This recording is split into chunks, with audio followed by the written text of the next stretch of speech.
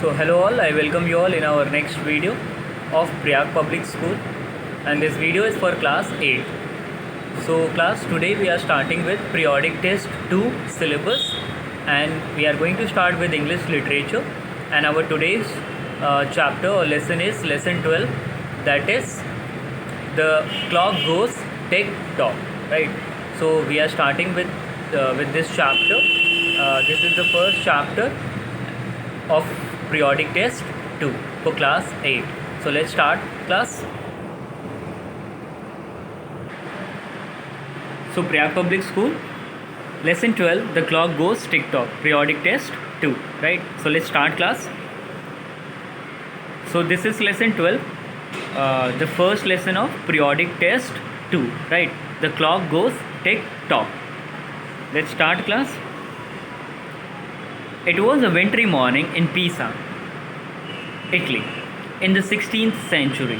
A young student of 17 years sat motionless in the Pisa cathedral, right? सो ये एक wintry morning थी, मतलब morning का टाइम था और उस टाइम पे ठंड का मौसम चल रहा था, मॉर्निंग का समय था. कहाँ पे? पीसा में, in Italy, right. It was the 16th century, और 16th सेंचुरी का टाइम था ये.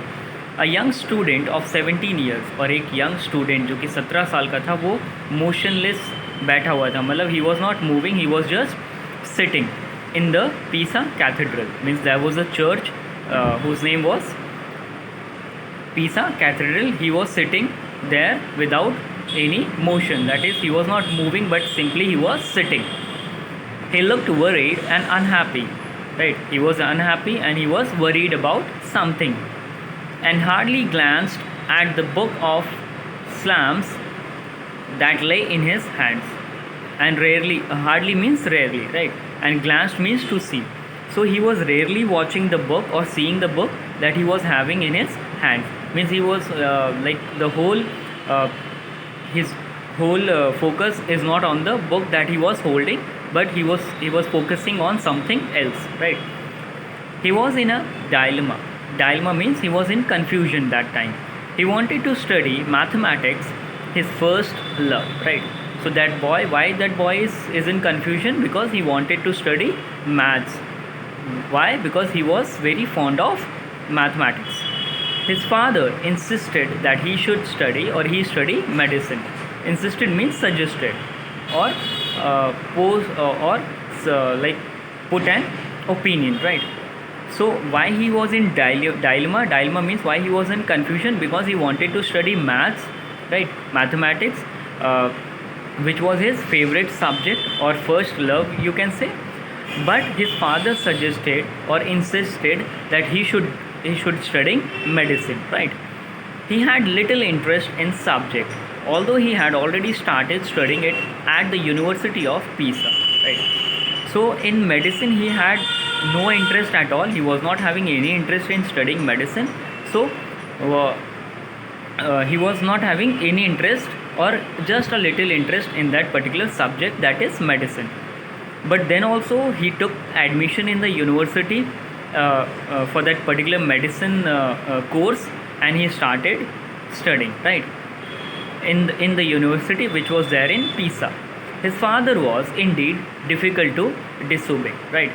So his father, like for this boy who was in love with mathematics, there was a big problem in front of him. And what was that problem? That he cannot disobey his father. Means whatever his father has said, that he should be studying medicine, so he was unable to go against the opinion or suggestion of his father, right? So let's proceed further, class. As the lad pondered over his problems, his gaze shifted to the high ceiling of the cathedral, right? As the lad means boy, pondered means to think, right?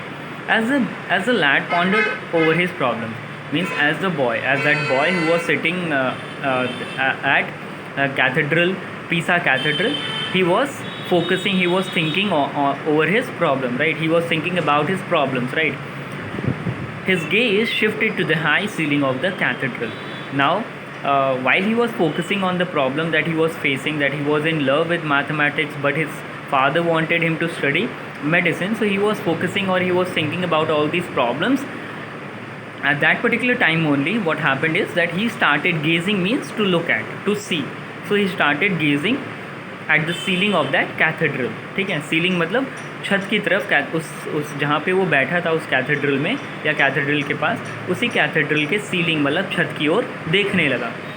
Some repair work was being carried out there, और कुछ repair work वहाँ पे चल रहा था. And a lantern swung to and fro, और एक लालटेन जो है वो वहाँ पे जल रहा था, मतलब जो कि वहाँ पे टंगा हुआ था और वो झूल रहा था टू एंड फ्रो मतलब एक तरफ से दूसरी ओर और दूसरी तरफ से एक दूसरी ओर, इस तरीके से वो आगे पीछे या दाएं बाएं घूम रहा था. He began to watch it with interest as it swung in wide arcs, right?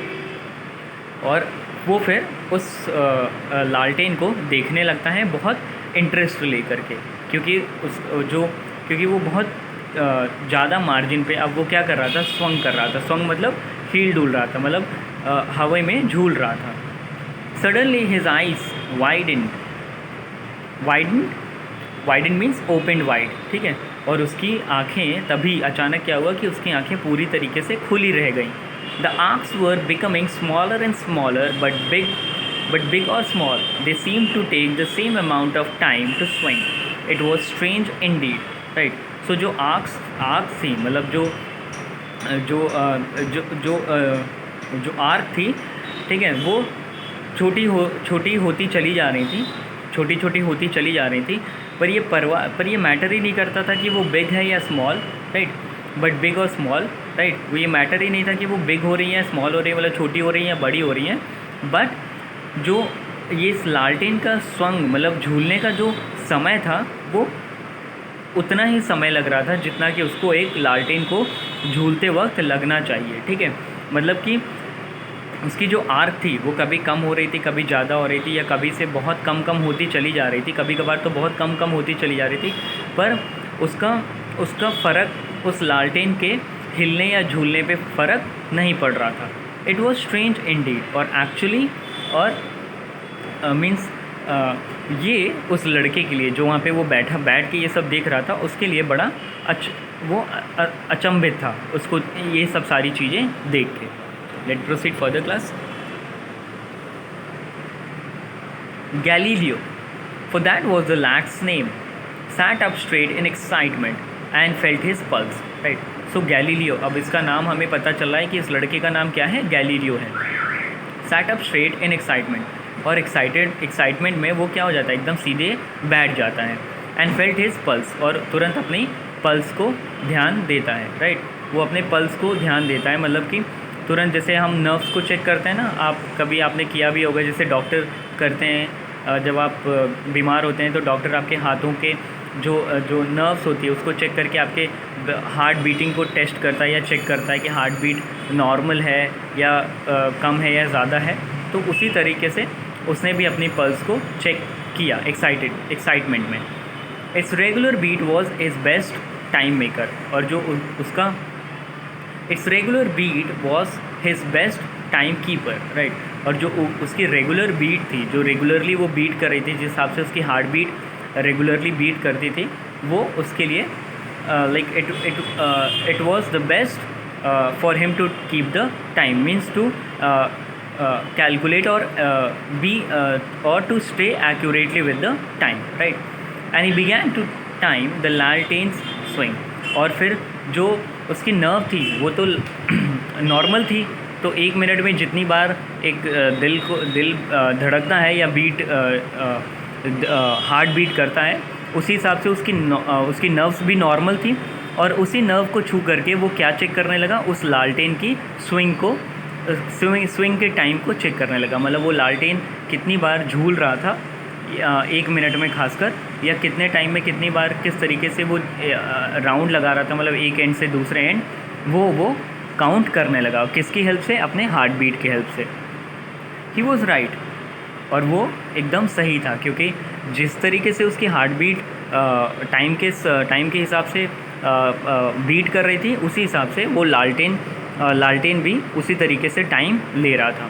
He was right, और वो बिल्कुल सही था.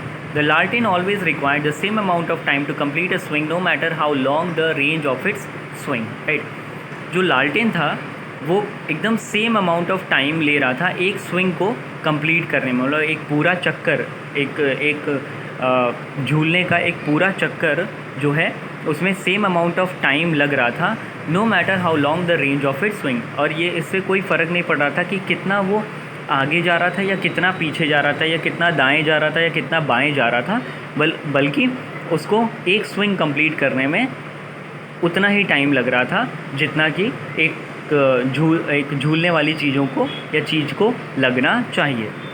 Galileo did things thoroughly. Right, अब गैलीलियो ने भी ऐसी ही चीज़ों, मतलब इन चीज़ों को अच्छे से देखा और ऐसे ही उसने क्या किया, इन चीज़ों को थॉरली किया. ठीक है, उसने भी ऐसी ही कोई चीज़ को, जैसे वो लालटेन स्विंग कर रहा था, झूल रहा था, उसी तरीके से उसने भी एक्सपेरिमेंट किया और उसी तरीके से उस एक्सपेरिमेंट पे काम करना शुरू कर दिया और उसने किया भी. He ran home in excitement to try out his own experiment. और वो तुरंत घर की ओर दौड़ पड़ा इस एक्सपेरिमेंट को करने के लिए. He fixed one end of a string to the branch of a big tree in his garden. और तभी उसने क्या किया, एक स्ट्रिंग लिया, मतलब एक तार लिया. ठीक है, और उसने एक बड़े से ट्री के ब्रांच पे उसको बांध दिया. ठीक है, one end of the string to the branch of a big tree in his garden. उसका एक गार्डन था और उसी गार्डन के एक ट्री का ब्रांच था, मतलब एक बिग, बहुत बड़ी सी ट्री, बहुत बड़ा सा पेड़ था, उसकी ब्रांच पे उसने उस तार को टांग दिया. He hung an iron weight from its other end. और एक आयरन वेट जो था, एक आयरन लाया उसने, बड़ा सा लोहे का टुकड़ा लाया और उसके दूसरे एंड पे बांध दिया. मतलब जैसे आप किसी चीज़ को लटकाते हो तो वैसे इसने भी उस आयरन को लटका दिया. He now pulled the string back and released it. और उसके बाद उसने उस स्ट्रिंग को पुल किया, मतलब पहली बार ऊपर से उठाया और फिर उसको छोड़ दिया, वैसे ही छोड़ दिया. ही had made a simple pendulum. और उसने अब तक क्या बना लिया था, एक पेंडुलम बना लिया था, क्योंकि वो पेंडुलम की तरह काम करना शुरू कर दिया था वो piece of iron. Like the लालटेन in the church. He had made a simple pendulum like the लालटेन इन द चर्च. और उसने अब तक क्या बना लिया था, पेंडुलम बना लिया था, जैसे कि वो लालटेन उस चर्च में स्विंग कर रहा था, मतलब झूल रहा था. He next replaced the iron weight with a much lighter wooden one. Right, और उसने अगला काम क्या किया कि उसने आयरन जो वेट, जो पीस ऑफ आयरन उसने, मतलब लोहे का एक टुकड़ा लगाया हुआ था, उसने उस आयरन के टुकड़े को, मतलब लोहे के टुकड़े को हटा दिया और उसकी जगह क्या लगा दिया, एक लकड़ी का टुकड़ा लगा दिया. This too took the same amount of time to swing to and fro in a regular motion.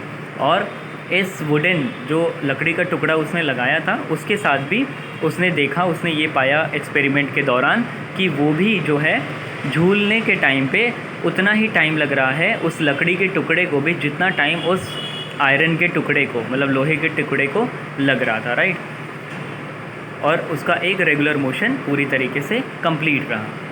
Right, late proceed further class. So homework, students, you all have to write down the word meanings in the classwork copy and meanings in the book.